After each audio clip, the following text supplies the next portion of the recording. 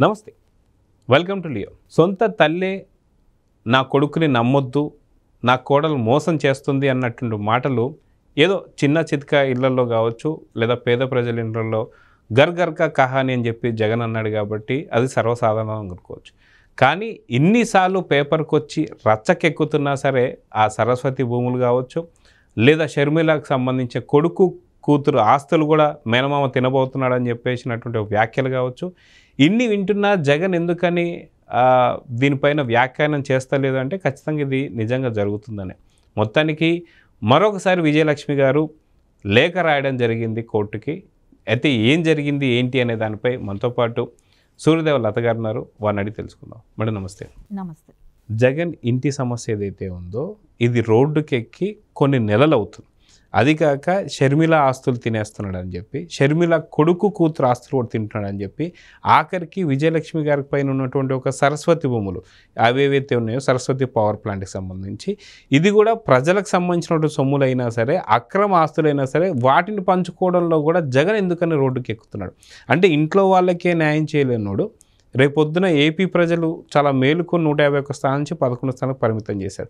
కానీ పులివెందుల ప్రజలు కూడా మేలుకోవాల్సిన అవసరం ఉందా? మొత్తానికి ఏం జరగబోతుంది? జగన్ని ఎలా చూడాలి, లేదా జగన్ వెనుక భారతిని ఎలా చూడాలంటే ఏం చెప్తారు? మీరు ఇక్కడ ఒకటే, మీరు ఇప్పుడు ఇంతకుముందే అన్నారు గర్గర్కి కహాని అని. అంటే జగన్మోహన్ రెడ్డి గారు చెప్పిన సామెత ఇది.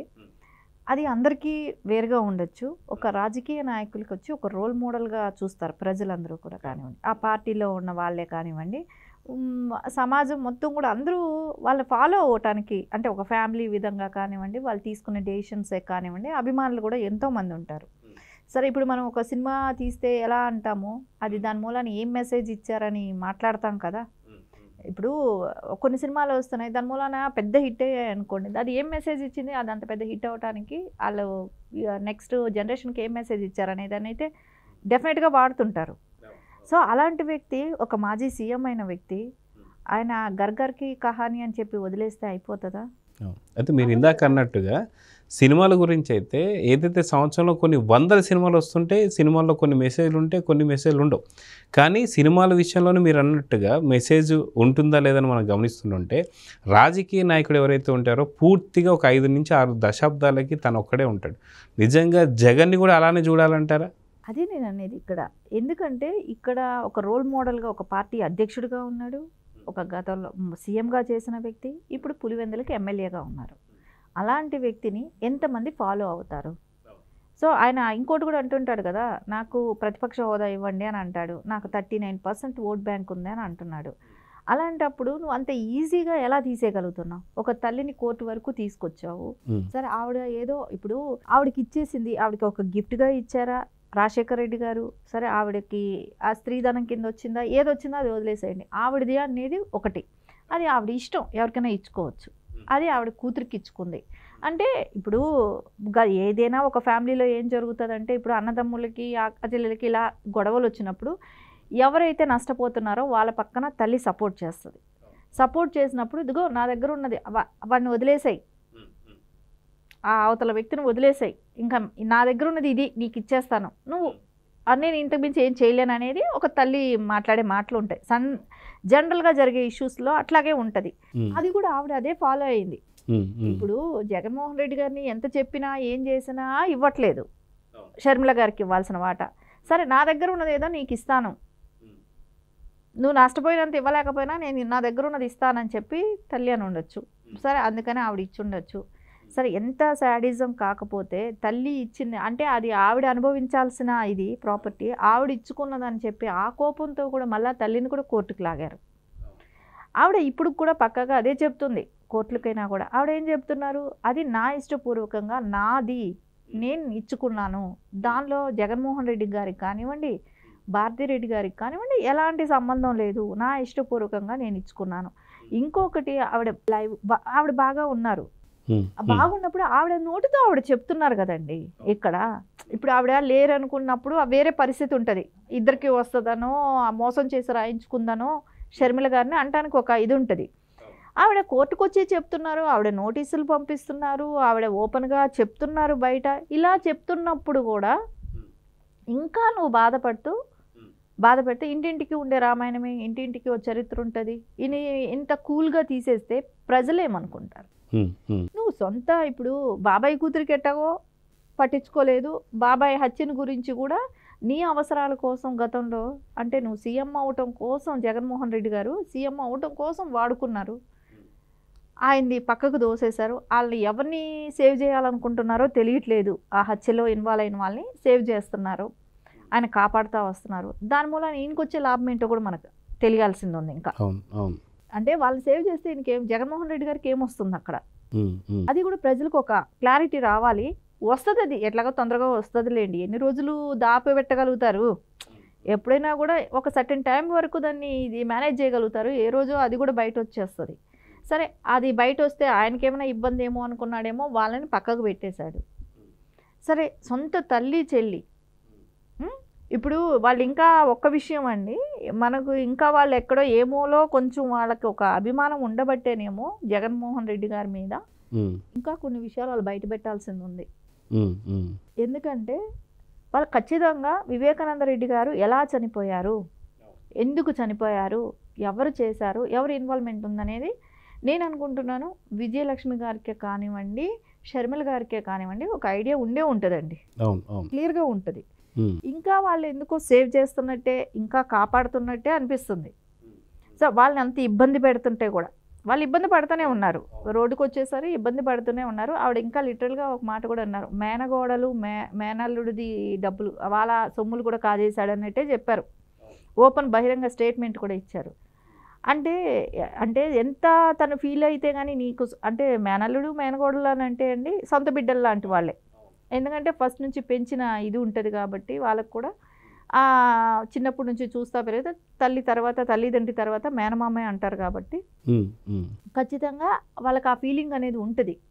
పిల్లలకే ఉండొచ్చు, వాళ్ళకు కూడా అంటే మేనమామకు కూడా యాక్చువల్లీ ఉండాలి. అది ఎలాగో లేదనేది మనకి ఇక్కడ అర్థమవుతుంది కదా. ఉంటే వాళ్ళకి ఇచ్చేసేవాళ్ళు, వాళ్ళని ఇబ్బంది పెట్టేవాళ్ళు కాదు.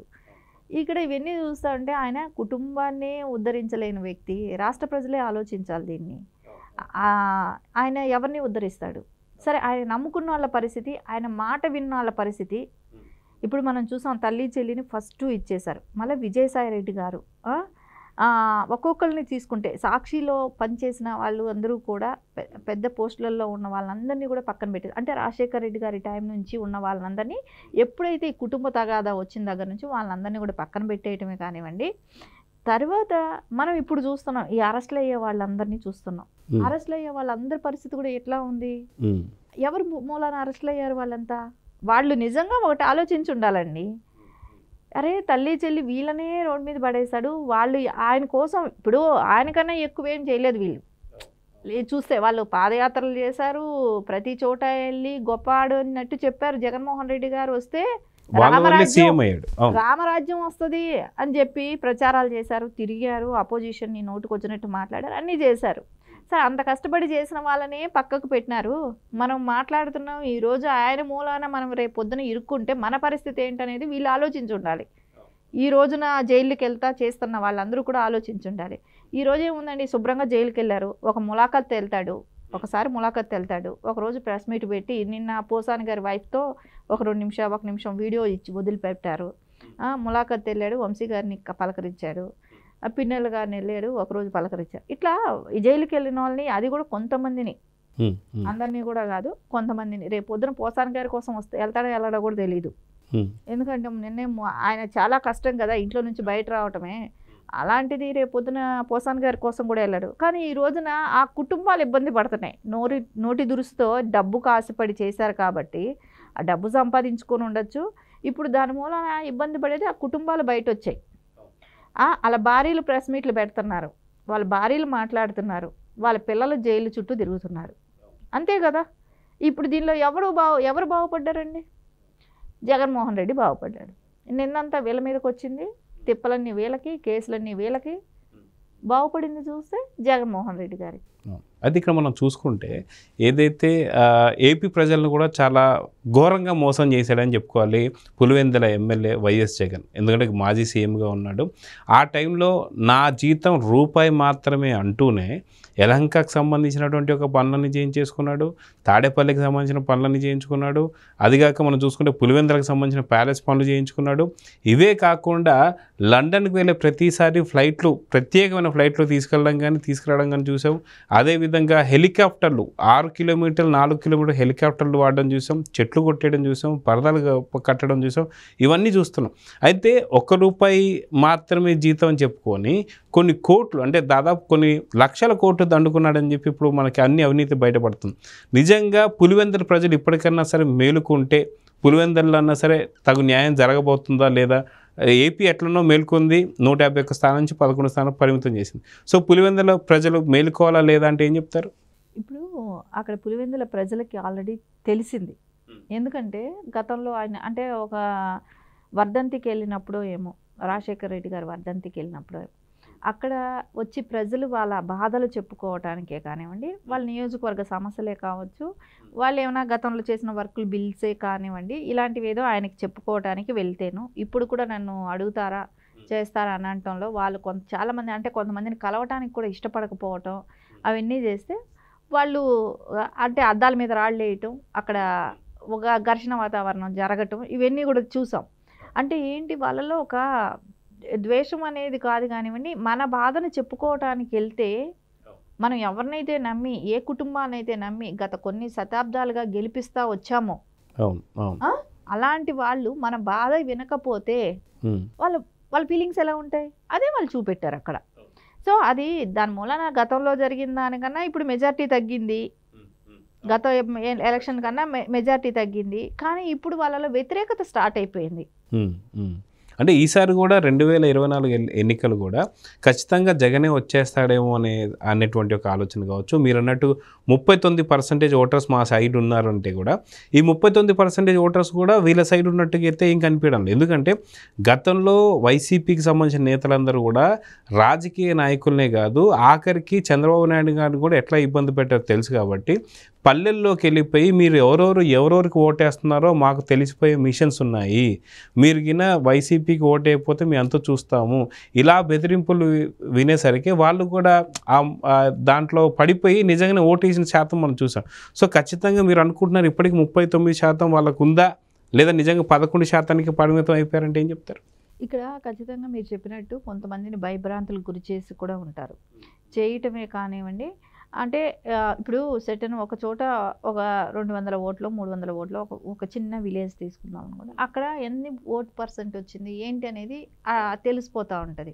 అది తెలిస్తే రేపు పొద్దున మనల్ని ఇబ్బంది పెడతాడా సో అనే ఒక ఆలోచనే కానివ్వండి. ఇంకోటి మనీ, డబ్బులు అంటే విచ్చలవిడిగా డబ్బులు ఇవ్వటం చేశారు. సో ఓటుకి అయితే అంటే వాళ్ళకి ఫస్ట్ నుంచే వాళ్ళు ప్రిపేర్గా ఉన్నారు, అంటే పంచుకుంటూ వెళ్ళటానికే కానివ్వండి, ఆ రకంగా డబ్బుతో మేనేజ్ చేయటమే కానివ్వండి. కొన్ని రకంగా ఇప్పుడు లోకల్ లీడర్ది ఎంతో అంత కొంచెం ఓట్ బేస్ ఉన్న వాళ్ళే కానివ్వండి, ఇవన్నీ కలిస్తేనే అయినాయి. జగన్మోహన్ రెడ్డి గారి ఇమేజ్ని అయితే ఏ రోజైతే విజయమ్మ గారే కానివ్వండి, ఏ రోజైతే ఆవిడ అమెరికా వెళ్ళిపోయారో, అంటే ప్రచారానికి ఇష్టపడక ఆవిడ అమెరికా వెళ్ళిపోయారో, అప్పుడే కొంచెం ఒక క్లారిటీ వచ్చేసింది వాళ్ళకందరికీ కూడా. ఇప్పుడు మనం కడప తీసుకుంటే కూడా కడప జిల్లాలో ఎప్పుడూ కూడా గతంలో ఇన్ని సీట్లు కుటుంబ ప్రభుత్వం కైవసం చేసుకోలేదు, కానీ ఈ రోజున కడప జిల్లా మొత్తం ఎక్కువ కైవసం చేసుకోగలిగారు అని అంటే ఆ వ్యతిరేకత మనకు అక్కడ స్పష్టంగా కనపడుతుంది. ఖచ్చితంగా. ఎందుకంటే అంటే విజయమ్మ వెళ్ళిపోవటం ఏంటి, విజయమ్మ గారు అంటే అప్పుడు అన్నదే కదా, అందరూ ఎవరు పక్కన ఉంటే మళ్ళీ వాళ్ళు లేపేస్తారేమో, మళ్ళీ అధికారం కోసం ఇంకొకరు చనిపోవాల్సి వస్తుందేమో అనేది జనరల్ పబ్లిక్ అందరూ కూడా దాని గురించి డిస్కషన్ జరిగిన మాట వాస్తవమే. అది కరెక్ట్గా ఎలక్షన్స్కి ఒక్కరోజు ముందనంగా ఎవరైతే విజయలక్ష్మి గారు ఎవరైతే ఉన్నారో, నా వారసురాలు కావచ్చు, రాజశేఖర రెడ్డి గారి వారసురాలు షర్మిల మాత్రమే, అంటే జగన్కి ఓటేయొద్దు అని చెప్పేసింది కాదు. అవును, అవి చెప్పటమే కానివ్వండి, అప్పటికే కొన్ని విషయాలు బహిర్గతం చేస్తూ రావటం కానివ్వండి, అది కాకుండా ఒక గులకరాయి ఇష్యూని అది ఫేక్ అది అని చెప్పి అది ప్రజలు గుర్తించడమే కానివ్వండి. ఎంత డ్రామా కాకపోతే ఒక గులకరాయి దెబ్బకి 20 రోజులు బ్యాండేజ్ వేసుకున్న వాళ్ళు ఎవరూ కూడా చూడలేదు. ఆపరేషన్లు జరిగితేనే వేసుకోవట్లేదు, బైపాస్ సర్జరీ లాంటివి చేస్తేనే అంతంత పెద్ద బ్యాండేజ్లు మనం అంటే అన్ని రోజులు వేసుకున్నది లేదు. అలాంటిది ఈయనకి జరిగింది, ఇది ఇట్లాంటివి జరగటంలో ప్రజలకు ఒక క్లారిటీ వచ్చేసింది. ఇంకా పక్కగా సునీత గారే కానివ్వండి, వీళ్ళందరూ కూడా ఓపెన్గా అంటే గత 5 సంవత్సరాలు కూడా ఆయన చనిపోయినప్పుడు నుంచి వివేకానంద రెడ్డి గారిది మొత్తం సునీత గారు ఎక్స్ప్లెయిన్ చేసిన విధానం కానివ్వండి, అవన్నీ కూడా బాగా రీచ్ అయ్యాయి జనాల్లో. నేను చెప్పేది ఏంటంటే జగన్మోహన్ రెడ్డి గారి ఇమేజ్ చూసి వచ్చిన ఓట్ బ్యాంక్ అయితే లేదు. ఎందుకంటే అలా వస్తే ఆయన ఈ పాటికే పాదయాత్రలే కానివ్వండి, బస్సు యాత్రలే కానివ్వండి చాలా రకాలుగా చేసేవాళ్ళు. ఈ రోజున అవి చేయలేకపోతున్నారు అని అంటే జనాలు రేపు పొద్దున రాకపోతే డ్యామేజ్ అవుతుంది అనే దానికి చేయలేకపోతున్నారు. సో చూద్దాం మేడం, ఖచ్చితంగా తల్లి చెల్లి ఒక పక్కన మేలుకున్నారు. సో వాళ్ళు కూడా జగన్ని పక్కన పెట్టేశారు. అదేవిధంగా ఏపీ ప్రజలు కూడా మేలుకున్నారు. అందుకే 151 స్థానం నుంచి 11 స్థానం పరిమితమైంది. ఇప్పుడు పులివెందుల ప్రజలు కూడా మేలుకుంటే ఖచ్చితంగా వ్యతిరేకత ఏర్పడితే జగన్ని పక్కన పెడితే ఏం జరుగుతుందో చూద్దాం మరి. నమస్తే. నమస్తే.